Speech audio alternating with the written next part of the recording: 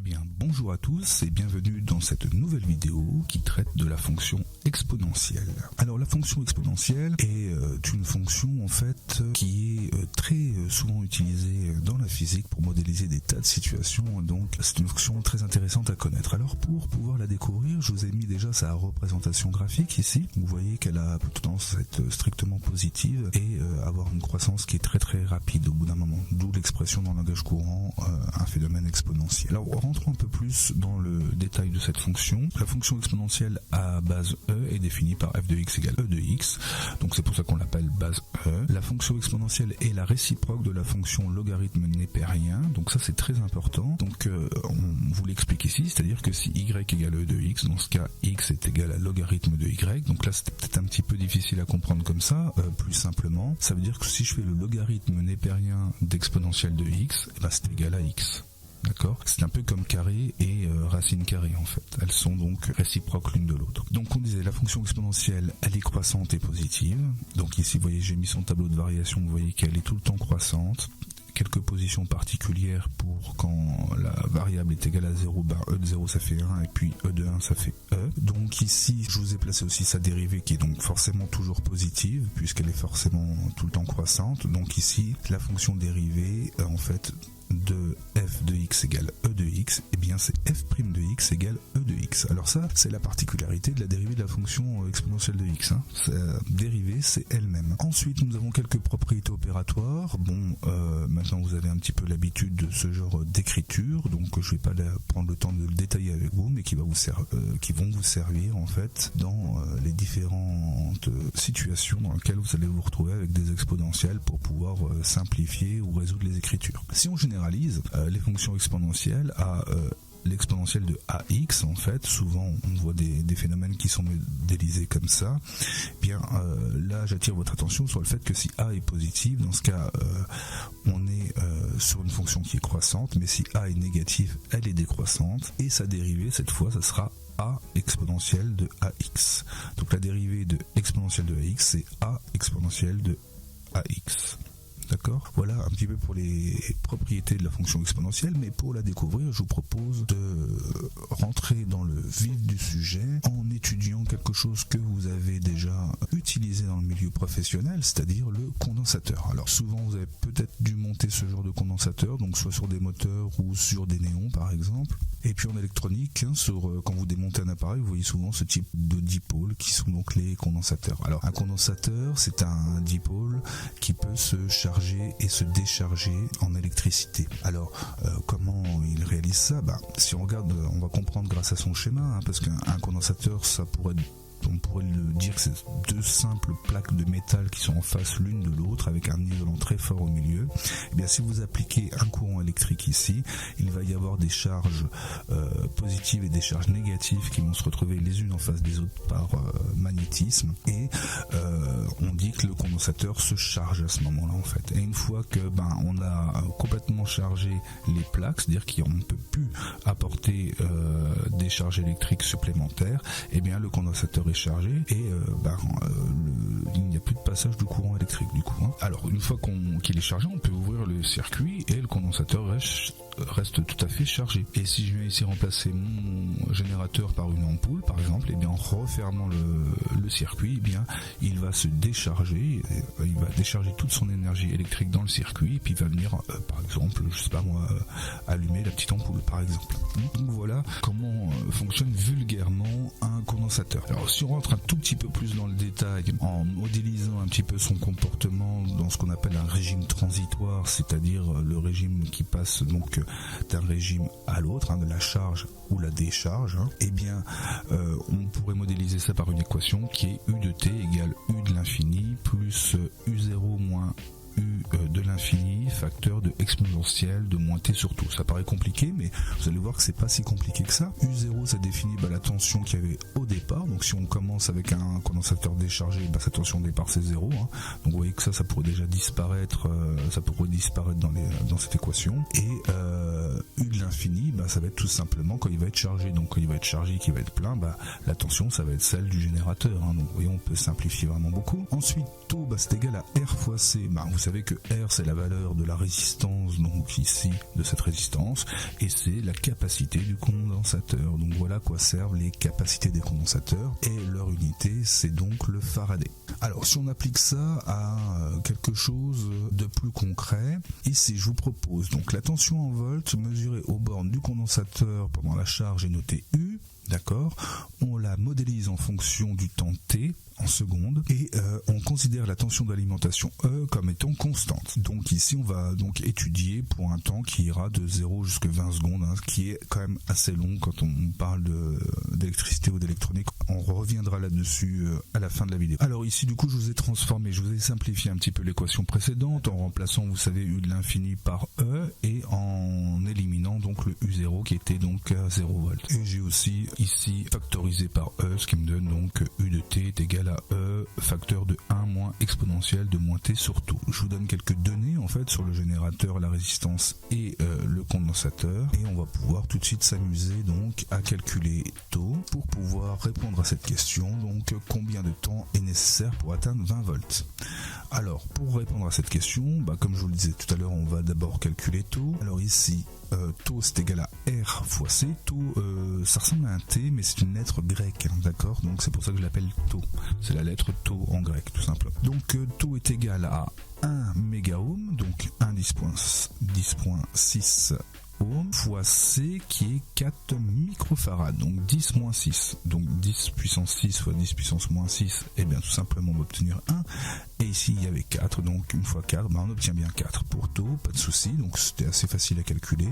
Donc on a l'équation maintenant, si je remplace taux par 4, et bien ça fait bien 1 sur 4, donc 1 sur 4 ici ça va me faire 0,25, donc j'obtiens bien U de T est égal à E, donc E 24 volts, facteur de 1 moins exponentielle de moins 0,25 T, donc moins un quart de T.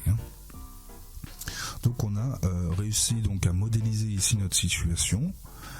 On pourrait s'amuser à réaliser le tableau de variation donc de cette fonction U. Bien, il faudrait d'abord, dans un premier temps, vous avez maintenant l'habitude, calculer sa dérivée et vérifier son signe. Donc pour calculer cette dérivée, la dérivée de U de T qui est U' de T, ça va être la dérivée de toute cette expression là. J'ai simplement développé le 24. Donc vous avez maintenant l'habitude, la dérivée d'une constante c'est nul, et donc on a juste cette partie là à dériver. Dans cette partie là à dériver, on sait que exponentielle de moins 0,25t, comme on l'a vu précédemment, c'est égal à moins 0,25 exponentielle de moins 0,25t.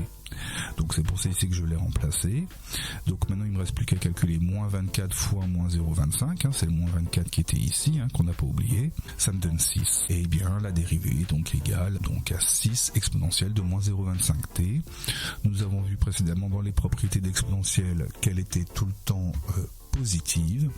Donc dans ce cas, si elle est tout le temps positive, on peut allègrement remplir notre tableau de variation par le signe de la dérivée qui est donc bien ici plus positive, donc on sait que notre fonction est croissante sur son intervalle d'étude. Maintenant je vais peut-être calculer quelques valeurs particulières, donc les valeurs extrêmes ici, quand t égale 0 et quand t égale 20, allons-y tout de suite. Donc t égale 0, ça donne 24 facteur de 1 moins exponentielle de 0, exponentielle de 0 ça fait 1, donc 1 moins 1, ça fait 0 ici, donc du coup 0 fois 24 ça fait forcément 0.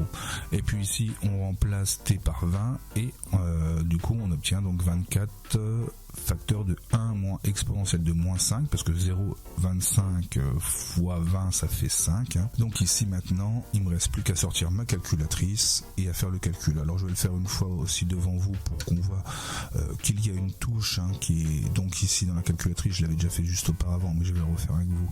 Donc 24 fois parenthèse donc de 1 moins et l'exponentielle, vous le retrouvez ici en faisant seconde ici sur la touche de logarithme népérien. Évidemment, comme elles sont réciproques l'une de l'autre, c'est bien pratique de les avoir l'une au-dessus de l'autre. On n'oubliera pas le petit moins 5 et on peut donc directement lire le résultat donc qui est bien celui que je vous ai écrit. Voilà pour avoir la fonction exponentielle donc dans la calculatrice. Alors maintenant on n'oublie pas qu'on voulait quand même répondre à... Alors on a fini avec notre tableau de variation, on est content, donc on sait qu'elle est croissante, on va de 0 jusqu'à 23,84 quand t va de 0 jusqu'à 20. Alors n'oublie pas qu'il y a une question quand même au départ, c'est quand est-ce qu'on atteint les 20 volts, n'est-ce pas? Alors on a l'habitude maintenant d'utiliser des représentations graphiques pour les fonctions, donc on pourrait sortir sa calculatrice, tracer la fonction et puis une droite strictement égale à 20 pour qu'on voit avec le point d'intersection, lorsqu'on est à 20 volts, eh bien on est bien à 7,17 secondes. Donc du coup, graphiquement j'obtiens donc une fois de plus mon résultat. Donc je sais répondre à cette question d'une manière graphique. Seulement, vous allez me dire, mais monsieur Antoine, nous on fait un métier dans lequel on a besoin d'une grande précision et il en va de la sécurité des gens. C'est vrai. Donc si on voudrait avoir plus de précision, parce que là imaginons que j'aurais besoin du chiffre millième, je ne l'ai pas, eh bien on va devoir résoudre une équation dans laquelle il y a exponentielle. Oui, puisque là u de t doit faire 20, donc je vais remplacer u de t par 20 et on doit donc maintenant résoudre cette équation. 20 égale 24 facteur de 1 moins exponentielle de moins 0,25t. Alors allons-y tout de suite, je vais faire passer le 24 de l'autre côté, donc ici il est en facteur 1, donc il est multiplié, donc je vais le faire passer de l'autre côté, il va devenir divisé, allons-y, hop. Ensuite le 1, il va passer de l'autre côté, il va devenir moins 1, voilà c'est fait. Ensuite je vais faire passer le moins de l'autre côté quelque part, en fait, en faisant moins 1 de chaque côté, donc ici ça va me donner moins 20 de 24e plus 1, ou 1 moins 20 de 24e, puis je vais remettre tout ça dans l'ordre, allons-y. Hop, donc ça me donne exponentielle de moins 0,25t égale 1 moins 20 de 24e. Comment on résout cette équation? Alors là, on est bien embêté pour trouver la valeur de t.